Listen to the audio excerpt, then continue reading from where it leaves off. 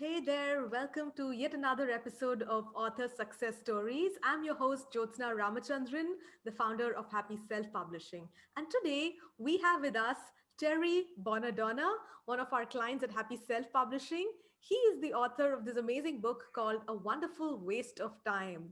Terry has spent 10 seasons as the play by play broadcaster for the Windy City Thunderbolts of the Independent Frontier League, and he's actually not a first time author because in his second grade he has actually written a book. That's pretty impressive, Terry. And also right now he works as a radio broadcaster and lives in Chicago.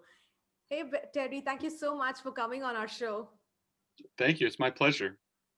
I was super excited when I saw you hold the copy of your book and send us that picture. It gave me so much happiness. So thank you so much, Terry. And I'm sure you would have felt great as well. So tell me, how did it feel when you held the copy of your book for the first time? It felt like the culmination of a long journey, so it felt really good. I started writing this book. Well, really, I came up with the idea of the book about 4 years ago, and I started writing it about 3 years ago. And Hmm. at the time, it was just kind of an idea. I didn't know what I was going to do with it. I didn't know if I was going to see it all the way through to the end. So to see the final results and being able to pick it up and hold it in my hands and look at it was a pretty cool feeling. Amazing. So I'm just curious to know, how did that idea begin? Did you want to write a book and then did you figure out what to write about, or based on your experience of interviewing so many baseballers, you felt that this story should be shared and that's why the idea came about? Yeah, it's really the second option. It's more the idea came first, and then the book. I've been working in radio for a long time, and I've been Mhm. working with baseball players for a long time, and you develop a lot of stories when you do this for a long enough period of time. And at a certain point, I realized I could turn this into a book if I wanted to. I wasn't sure if I wanted to because I never really thought of myself as a writer. Mhm. But one question I always ask myself before I do anything is there a reason to do this that goes beyond just me making myself feel good? And I felt that there was. I felt like there was a real purpose to have this book because there really wasn't anything else that I could find out there like it from the perspective of a radio broadcaster. So Hmm. I thought that it was worth writing, and then I decided one year, it was the 2017 baseball season. From the start of that season, I said, okay, I'm gonna keep a journal throughout this season, and when it's all over, I'm gonna write a book about it. Right. I really like the point that you mentioned about having a purpose that is beyond just you feeling good about yourself, because I think that would really drive you to put all of this information together in the form of a book, right? And another takeaway here is the way you journal the whole process, because you must have interviewed hundreds of people, but for you to just rely on your memory would be too much, right? So I think that's a good practice that you spend time in putting together all these notes and then putting it in the form of a book. So did you actually wait for the whole season to get over before writing anything? Yeah, it was different than I expected. When I started, I thought I would be writing the book as the season was going on because my idea was I Hmm. was writing a book about a baseball season. And so I thought I would write it throughout the season. As I went, I would keep on writing it. And it became too hard Hmm. because it's one thing to keep a journal of everything that's happening. It's another thing to try to turn that into a narrative that makes sense. So it became a lot easier for me just to keep notes here and there. And then when it was over, I tried to tie it all together and turn it into a story. So I didn't really start writing the book itself until after the experience that I was writing about was over. Right. So here's one thing I want to ask you, Terry. A lot of content creators, they could be YouTubers or podcasters or radio broadcasters or even bloggers, you are used to creating content. So did you have that doubt about writing a book? Because writing a book is also another form of content, but how different is it? And were you confident about becoming an author? Because being an author is very different from other types of content. So could you just throw some light on the difference and what gave you the confidence? Yeah, I mean, I don't know if I ever had the confidence, to be honest. I mean, you asked if I ever had doubt. I had doubt on day one, and I had doubt on the last day because, like you say, I've created a lot of different types of content, and primarily I work in radio. So I've done radio shows, I've done audio documentaries, I've done sports play by play, I've done a lot of different things, but I've never had to do something like this where I'm writing a story. And part of the reason I felt like I could do it when I started was because I do so much writing as part of my job. I was thinking to myself, if I want to write a 300-page book, I did the kind of the quick math in my head about what I write on a daily basis as part of my job. I write 300 pages every month, but it's just separate. I write one page about It's a this. different I'm format, writing yeah. I write a press release or I write a news story or something like that, and I write a page over here and I write 2 pages there, and it's all just different stuff. And so when you're trying to tie it all together into one story that hopefully makes sense as a single story, Hmm. it's a very different sort of feeling. And for me, the biggest difference between working in radio, which I'm more used to, and writing a book, which I was doing for the first time, is that when you're on the radio, you're just talking. And when you say a word, it's out there. It's out there in the universe. And whoever is listening to you heard it, it's over, and there's nothing you can do to ever change it again. Yeah. So you learn to not get too hard on yourself. You learn not to think about it too much because whatever you just said, hopefully it made sense. And if it didn't, you can't change it. So let's just move on from it. Whereas when I'm writing a book, Hmm. I would write a sentence, then I'd look at that sentence, think, no, that word's wrong. I should change that out with a different word. I would Yeah. write a paragraph and say, no, that sentence doesn't fit in. And then I would write a page and say, no, that paragraph doesn't fit. And then I write a chapter and say, this page is all wrong. And so at every step of the way, I'm rethinking what I just wrote and Hmm. always trying to reconstruct it. And that's completely different from when I'm working on the radio and I say something and it's over and I don't have time to think about it. So this was it was a much slower process, but I think it's rewarding because it makes you think more about the words that you use and how they sound when somebody else is reading it. And Right. I think it's very different at the end of the day, very different. Right.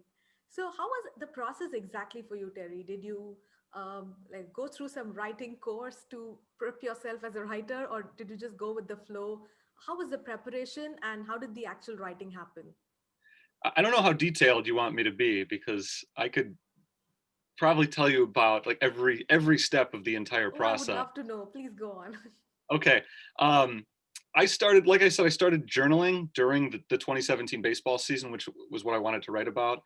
Hmm. When it ended, I started to write little pieces of it, Hmm. and that wasn't really working for me.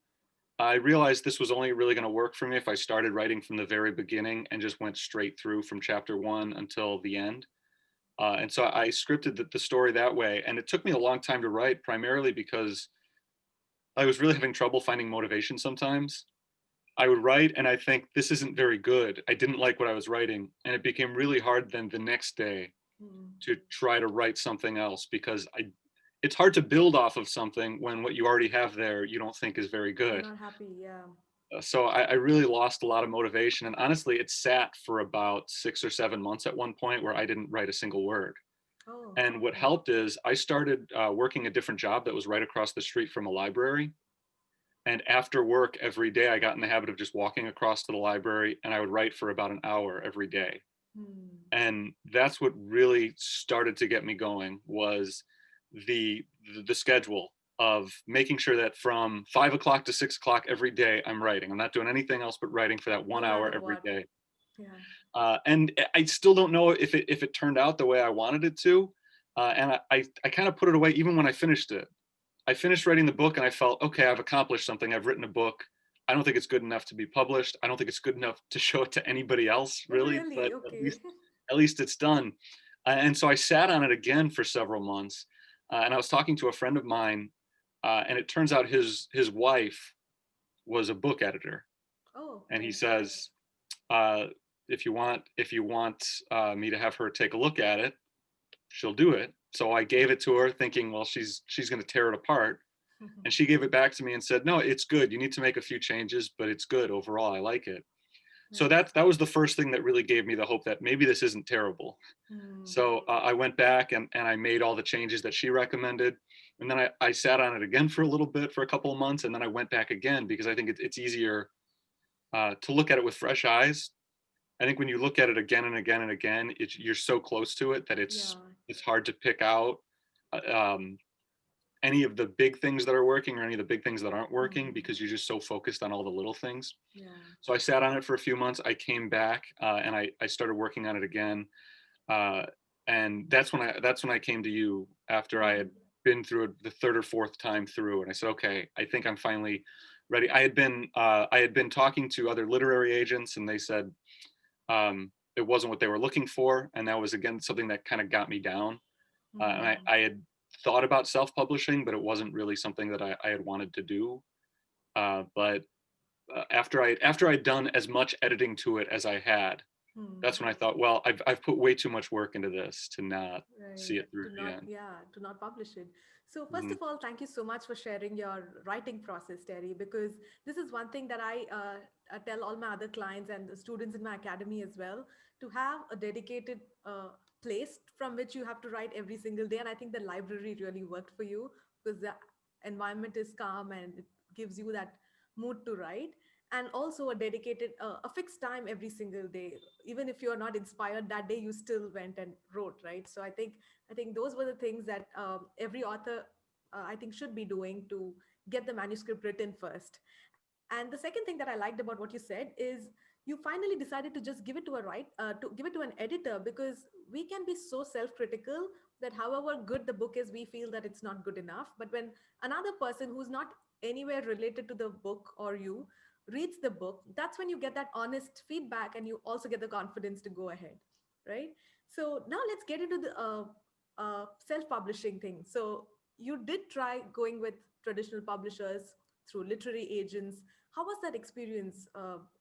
I know you said it didn't really work for you, but I just want to know, is it even worth trying for first-time authors? I think it's worth trying. I think part of the reason it's worth trying is for what you were saying a moment ago about giving it to an editor and having somebody who's kind of unrelated to the project take a look Hmm. at it. And these are people whose job is to look at books, and tell you if they're good enough, essentially. And so, yeah, I mean, I really wanted that validation. I wanted somebody to tell me, yes, what you've written is good enough. And it's kind of hard when you get rejection after rejection, and basically telling you, no, it's not good enough. But the process is miserable. I hated it. It felt like applying for a job.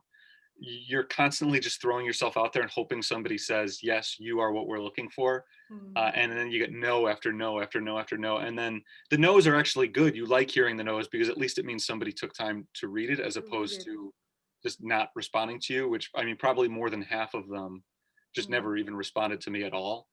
So it's a bad process. But I mean, honestly, to me, that's still the one part of the process that was really missing for me, was having a literary agent tell me, yes, this is exactly what I'm looking for. Because ultimately, I went the self-publishing route, and I'm happy with the way it turned out. Hmm. But I really still wish that somebody at some point in the process had come to me and said, I loved it. I loved the sample that you sent me. I think this is perfect. I really want to run with it. Right. So whether or not other people should do it, I really couldn't say. I don't know what works and Hmm. what doesn't for other people. For me, that's the one thing that I still feel like I really missed out on. Yeah. Uh, in my opinion, Terry, it's good that you tried it, but just because they refuse to publish the book does not mean the book is bad in any way. Because from my experience, what I feel is, if you were, say, a top baseball player yourself and you had written the exact same book, it would have got published. Because usually what they see is the size of your audience and the marketability of the book, which has got nothing to do with the quality of the book. So therefore, I think it's good that you actually went through that route and tried the different options, so that now you at least feel that, yes, I did try. But I'm really happy that you took that positively, and you didn't feel that, oh, they didn't accept, so the book is not good, and you didn't dump it, but instead you went ahead with the self-publishing route, right? So how was that experience? Like, how did you find us, first of all? Well, when I was turned down by as many literary agents as I was, Hmm. that was probably the third or fourth time that I just put the book away and said, okay, I'm just going to leave this alone right now. I didn't want to go the self-publishing route originally because I felt like there's no real difference between doing that and just emailing it out to all my family and friends, because I didn't know who else was going to buy it other than them. I Right. thought probably nobody, so I might as well not get it published. What's the difference? And honestly, I was listening to the radio one day, and I heard a commercial for a publishing company, and it was a different publishing company. It's one that I did not end up really pursuing, but for some reason, I heard this commercial, and it sparked something in me where I thought I hadn't thought about my book in a little while at that point, and I Mm. just thought, I really should go into this. So I just started looking up self-publishing places. I didn't know what to do. I wrote the book, and I felt like to begin with, I didn't really feel like I knew how to write a book. But once I had Mhm. done that, it was done. I didn't know how to do anything else. I didn't know how to design a cover. I didn't know how to design the interior. I didn't know how to go about getting it on Amazon or anywhere else. I Mm. had no clue. So the first thing I did was I started to look up uh, any company that could go full service and do all of that stuff for me, so that I really, once the book was written, didn't have to do anything else Yeah. with it. And so I found Happy Self Publishing, just one of the places I found on a list, a long list really of them, and it seemed to Mhm. get positive reviews. And I talked to you, and I I felt really good after the conversation I had with you. And I thought we really had a good chance of getting it done. You gave me a lot of confidence just in that one conversation that we had. So that's why I Mhm. ended up really going with Happy Self Publishing. Great. I must thank that commercial for giving you the confidence in self publishing because without me having to spend any money on ads, they Yeah. managed to convince you. Great. So, how was, I think we worked on your cover design and interior design, right? So, how was that process for you? Did you get overwhelmed by seeing a lot of options? Like, how did that work? Yeah, I was overwhelmed by all of it because again, I didn't know what I was doing. I really had no, had no clue. And it almost would have been nice to just hand it off and say, you guys take care of it. I don't ever want to look at it again until it gets published. But Mm. I'm glad I had the options. As far as the cover, I didn't go with my favorite option. There were a couple of covers that I really liked, potential designs, but I just didn't feel like they necessarily fit my book quite as much. I felt like the Mm. cover I ended up going with had the elements that really fit the book that I wrote, which I liked. I was happy to have different options. As far as the interior design, it was the same deal. I didn't know, but it was actually fun once I was given all the options of what I could do with it. I had a lot of Mm. fun. I went to my bookshelf and just started pulling books off and looking through them and thinking, what do I like in these books? What do Mm. these other ones do? Because I've read hundreds or maybe thousands of books in my life, and I've Yeah. never once thought about where's the page number located or what font Yeah. is, and it never once crossed my mind. But now once Right. I'm doing this, I start thinking of this is really interesting. What do I want my book to look like? It was a little bit overwhelming at first, but it became kind of fun to start going through that stuff. That's nice. I'm happy that you mentioned this, Terry, that you did not know anything about the publishing process. But the good part is authors need not know about all that, right? Because your job is to put together a great book. And I'm glad that you took that step to outsource all of this and not to try and figure out everything yourself. Because one mistake authors make is either they get dejected thinking, oh, I don't know all this, or they try doing everything themselves, like going to Canva and doing the cover themselves, learning from a YouTube video on how to do the interior design. They can do it themselves, but the quality may not be as good as getting it done through professionals, right? So that way, I just like that you completely outsourced and we took care of the rest. Yeah, and maybe I sound dumb by saying this, but I really didn't know any of this existed before. I mean, I'd Hmm. never written a book before, so in my mind, when I heard Yeah. self-publish, I was thinking self-publish means you do everything yourself. You're not conferring with other people. And once I realized, no, you can actually get other people to do this stuff for you. Right. That's really what changed my mind about the whole thing. Yeah, I think that's the difference between just self-publishing and self-publishing the smart way. So I'm glad you chose the latter option. Yeah, and And I don't think it would have turned out all that well if I had done it myself. so, what are the next plans for you, Terry? How are you planning to market the book? Well, I'm lucky that the book is about an organization that already has a good fan base. Hmm. Like you said before, if I were a famous baseball player, I probably would have had a lot easier time selling this. And I'm not a famous baseball player, and I'm not famous for anything, but I work for a baseball team that has not millions of followers, but at least thousands of followers, Hmm. maybe tens of thousands of followers.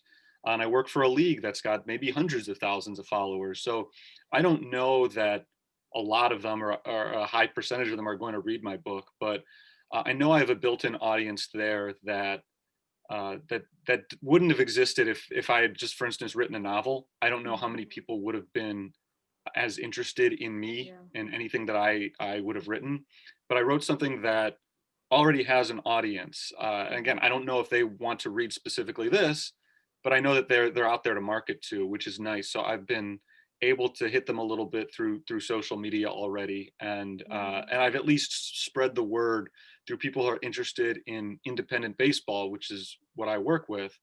And independent baseball is a significantly lower level than Major League Baseball, but Mhm. it's still got a big enough following that you can spread the word. It's kind of grassroots marketing Right. as opposed to throwing it up there on billboards or on TV commercials or anything like that. But if you do spread the word, I mean, word of mouth, a lot of it, I think the people who would be interested in this type of book are going to have Mhm. ways to find out about it.